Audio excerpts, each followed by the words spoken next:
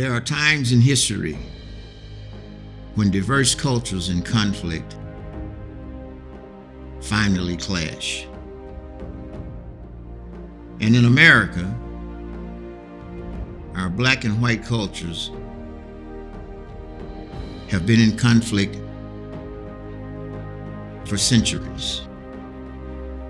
And once upon a time, in the thriving river city of Memphis, Tennessee, home of the blues, gospel, rock and roll, and world-class barbecue, there came a year, 1968, when our faith in each other and faith in our city were tested. When Ethel Cole and Robert Walker, seeking shelter from the storm, were accidentally crushed in the compactor of a truck, triggering mass protests that would become known around the world as "I Am a Man."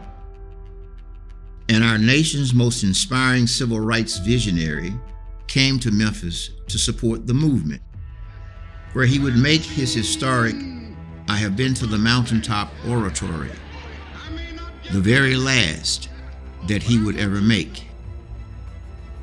Because an interloper from another state, from another town, from another culture of prejudice and violence, selected Memphis as the location where he would suddenly take the life of Dr. Martin Luther King Jr.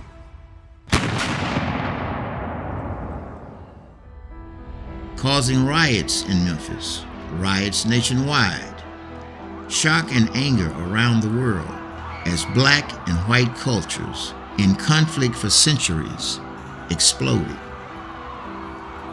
And in the aftermath, it was Memphis itself that would also be severely impacted as people and businesses moved away, including some of Memphis' most important music artists. Historic Beale Street fell into disrepair. The legendary Peabody Hotel closed and was put up for sale. The iconic Orpheum Theater was struggling to survive, as people from around the country and around the world no longer wanted to come downtown. So it became a victim of urban blight, isolated. For nearly a decade following the tragedies of 1968, Memphis fell on hard times, losing so much of the spirit that had once made it a vibrant city, a town that had once attracted visitors from around the world, but no more.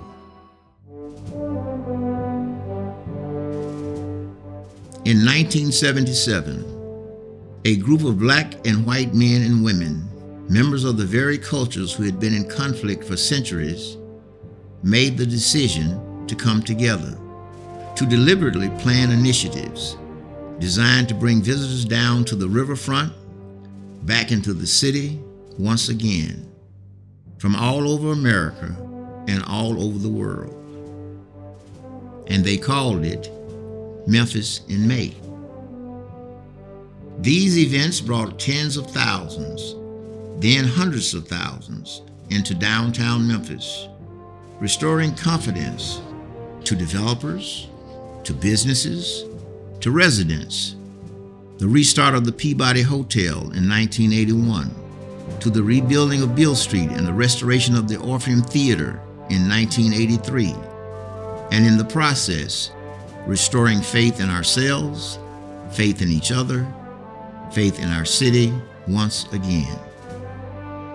And in tandem with the initiatives to bring people back downtown, the founders of Memphis in May began an annual global outreach to a different foreign nation every year to build lasting economic and cultural bridges between Memphis and 40 nations across 4 decades.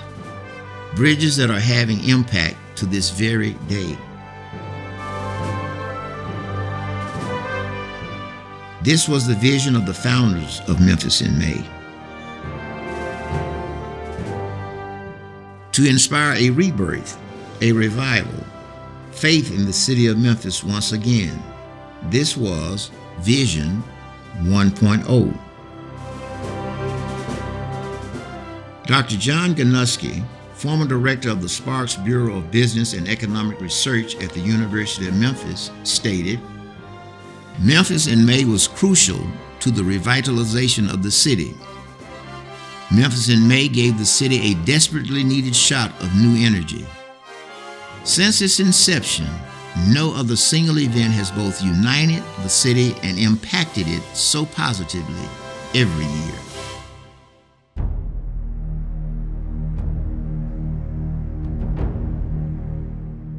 There are some who say that history may not actually repeat itself, but sometimes it rhymes.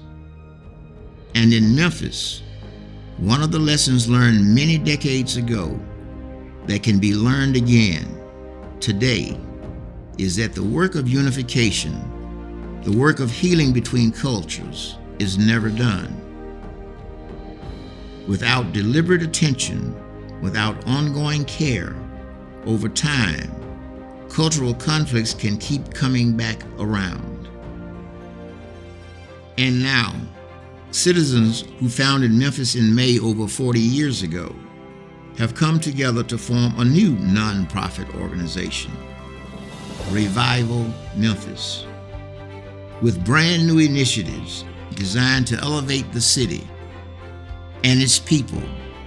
This is Vision 2.0. Revival Memphis, with forward-looking programs including the lessons plans learned from launching the original Memphis in May. Lessons that can be used by any organization, any city, any nation, any cultures in conflict. The New Visions Conference, bringing together successful visionaries who help build our city, to meet emerging visionaries with concepts to elevate Memphis with new nonprofit, for-profit, civic-minded, and faith-based initiatives. The New Visions Exchange, online platform where visionaries of all ages can connect with potential collaborators, supporters, volunteers, and sponsors on new initiatives to elevate Memphis. Best of Memphis online platform, where a full spectrum of inspiring works created by Memphians can be shared locally and worldwide. Music, films, paintings, books, and other items created by Memphians or designed to uplift Memphis. And the documentary, Rebirth on the River, which reveals the complete, inspiring story of how cultures in conflict came together in 1977 to create solutions, major events, and international relationships for the betterment of all. This experienced group has now founded Revival Memphis, using methods learned decades ago to help Memphians launch their own initiatives with support from all of us. Brand new visions designed to elevate our community, restore faith in each other, faith in our diverse cultures, and faith in our city well into the future. We would love you to join us in the Revival Memphis mission. We appreciate your collaboration and would truly appreciate your support.